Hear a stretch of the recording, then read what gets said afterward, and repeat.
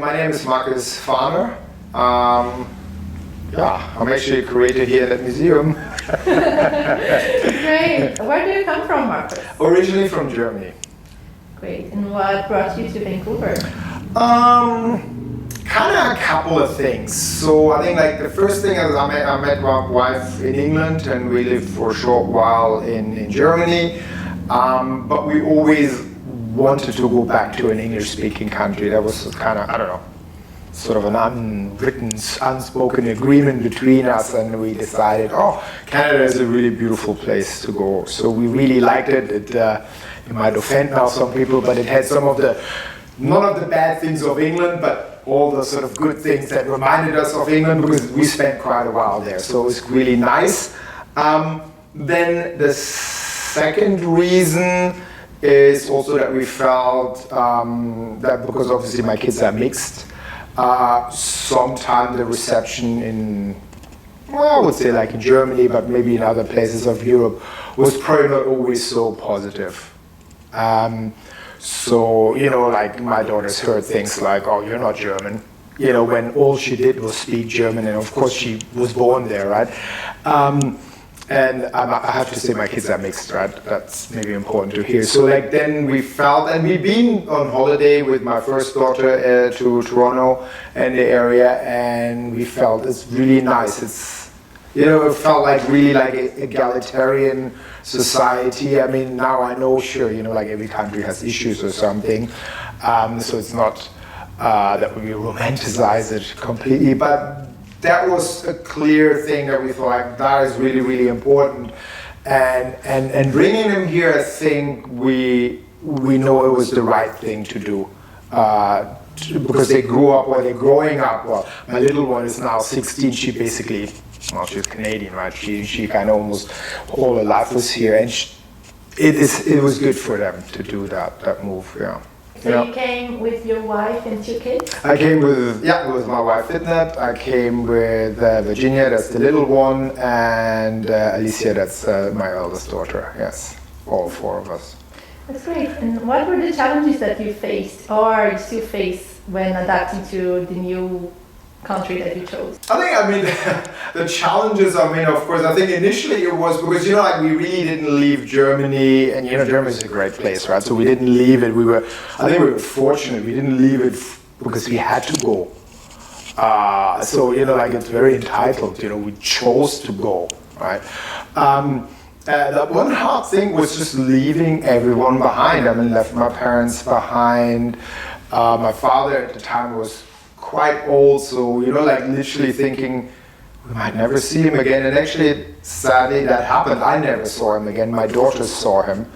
That's really hard, right? You leave everything that you built up there, and then you start over here. Now, when we came, I think the initial thing was hard, because I think there is, what I realized, that is this sort of this Canadian experience that they expect, and that's ridiculous because I'm a graphic designer, right? You know, it's the same in every country more or less, you know, and my English is somewhat okay, so, you know, we could settle and I could work here or something, but I felt there wasn't like, you know, like there was, and then I applied to a lot of jobs, you know, there was probably that was holding them back. They thought, like, this guy, fresh off the boat, we don't really know what to do with him. And I think that was initially really problematic.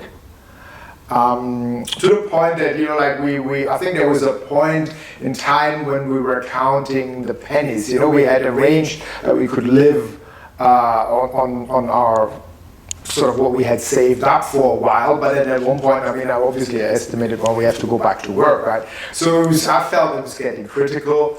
My wife calmed me down. It probably wasn't as critical that little old nervous me thought it would be, but it's still, you know, you need to get back. And then what was really great, I went to from Mosaic, the course, and the nice thing about that was that I met many other immigrants from other places. Now, I've always been a person who, I always describe myself, wherever I go, I feel like an expat. I always like to be almost a little bit on the outside, so it's nice. So I met a lot of other foreigners, but no one German, which I think is actually good. If you don't meet your own home crew, because then you're gonna get stuck in that rut that you just left, right? And that helped just kind of sort of understanding the country a little bit more. Understanding the country really wasn't that hard because, you know, having lived in England, there was so many similarities or something. And then I think what I'm a very open person. I joined up with a lot of meetup groups of graphic designers and other, and then I literally threw myself in there socializing every evening with, or every other evening with sort of graphic designers of this group and that group, and that's how I managed. I got like then a government job, sort of a temporary job or something where I did some website stuff, and then one thing led to another. So, but it was hard. I think it was really hard because, you know, like you have your life and you established and you have all your career, and then you almost start like you're a kid again.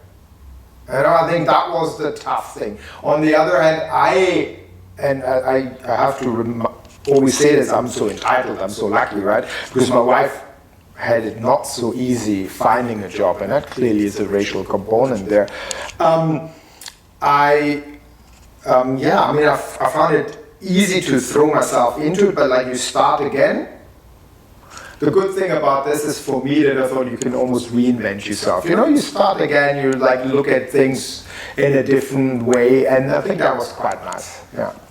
How about for your kids? Now the kids, I think that like, so what we did, we did not allow them to go back for a long time, because we felt that would, because they didn't want, I think well, obviously they're kids, right? They didn't really want to come. They had all their friends, you know, like they think, oh, well, I want to go to this friend, I want to have a sleep over there. Why should I go to this new place, right? So they didn't as such come, and then the first day in Canada, it was dreary.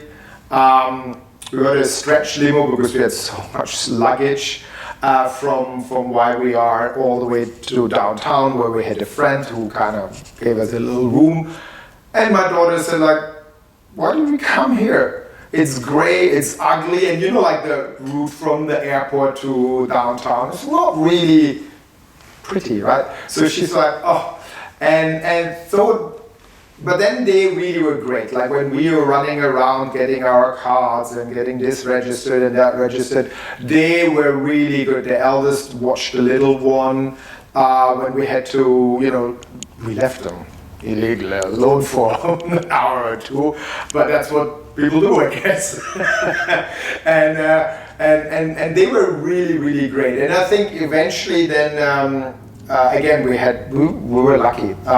We brought Alicia to school because we were already speaking English at home quite a bit. So that of course helped, right? She wasn't really as such a German kid that just kind of has no idea about English. So she was kind of in it. She got into school, and I think then that helped.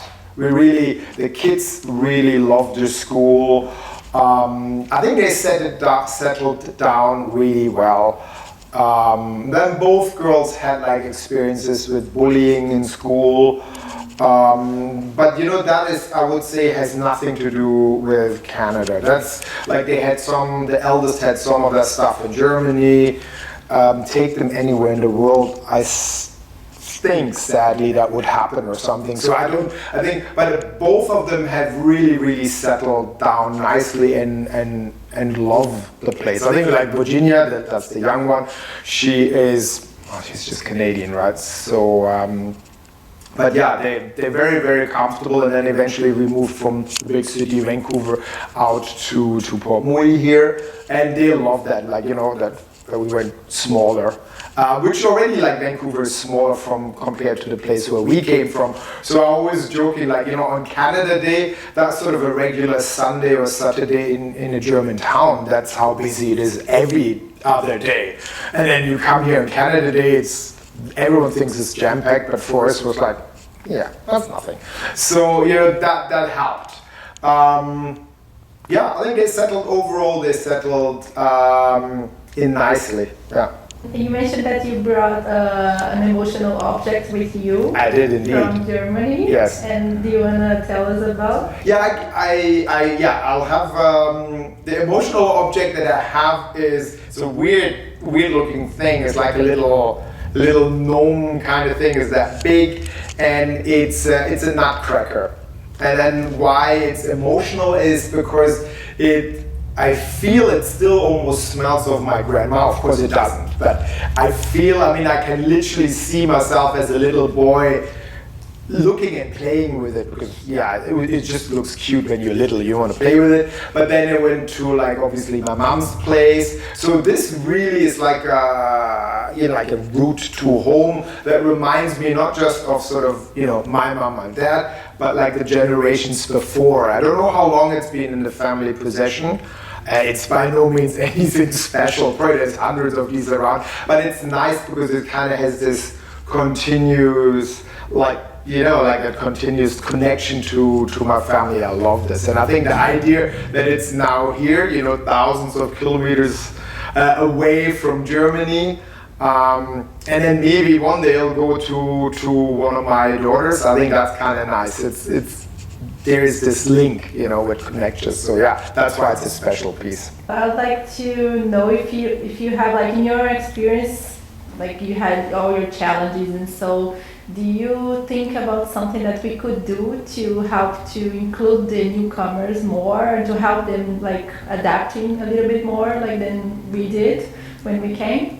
It would be great if a lot of people would maybe join groups where they could welcome them. I think it's a great idea if you meet people that are new and you arrive them. So that's why I think it was really great when I went to Mosaic, or I think even your groups like Success or that. But even if more individuals would have come and met us, and we did actually have quite a few people who did this for us. And it's a little thing like, sharing a meal with you, just listening and just being there and just kind of, and I think it was nice that it was, as I said, it was nice that they were also other foreigners, because then you felt like, like you're in the same boat, they're not quite sure what to do. So that helped. And then I think we had some Canadian neighbors, and they took us in sort of, and then, I think we spent Thanksgiving with them, and that was nice, you have normal family here, there's really no one, right? So that was nice that you had that kind of connection.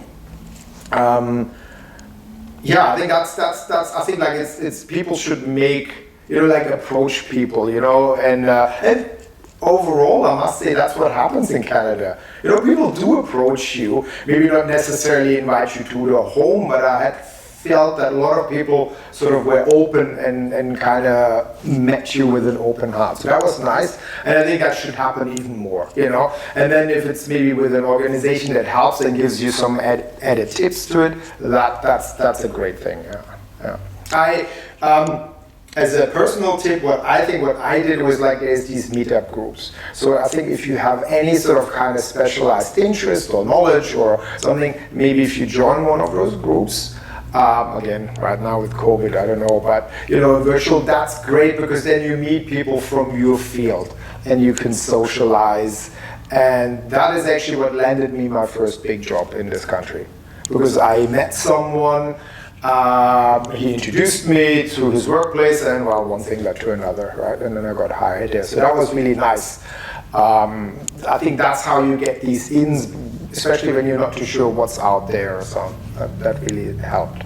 Living in Port Moody now, do you have a special place that you like and you feel more connected here around the place you live? Yeah, there's sort of a special place, sort of near Bunsen Lake, and I like to go there all the time. Mostly, if I want to do sort of a more strenuous hike, I'll take my dog and I go up there. It's a special place because also when my father passed away, I went there and I felt very connected to nature, very connected to him. So that feels like a really, a very, very special spot out in nature or something. And Yeah, and nature, I think that's another reason. I think I didn't mention it. That's why we came, because it's just all around us, and that kind of spot grounds me. And I love the beach, of course. The Spanish. That's because you have both, right? Like where I come from, there's either or nothing of that kind, and here we have, I could head out to Spanish banks or so, so that's great. Okay, we're heading to the end of the interview, and I'd like to know if you want to share any curiosity about yourself, anything that you think is interesting to share about your own path. Maybe before coming here or after you came here, something that... I'm a book artist, so I think what was funny is rather than rebelling against my mom, who is an artist, I jumped right in and I kind of went to hundreds of book fairs. I do my own artist books, and then here in Canada, I was actually able to buy a little letterpress. And one of the reasons actually why we came here, because there's a close proximity to San Francisco, where there's some art shows as well. So that was it. And that's sort of kind of one thing that I always followed me, that art. And I think it's kind of nice, because I feel like here I'm far away from the hectic and hustle and bustle of Europe, so I can do it, but I don't feel like it's not so stressful. It's kind of nice, and it's something that keeps me sane and that I kind of can do here for myself, or maybe obviously show it. And yeah, I mean, printing and making books, that's sort of my ultimate love. To finish, I'd like to ask you if you can say the name of the project in your mother tongue, in your own language. Schön dich kennenzulernen. Or schön Sie kennenzulernen. Schön dich kennenzulernen. That's it, yeah. Nice to meet you too. Thank you so much. Dankeschön. Bitteschön.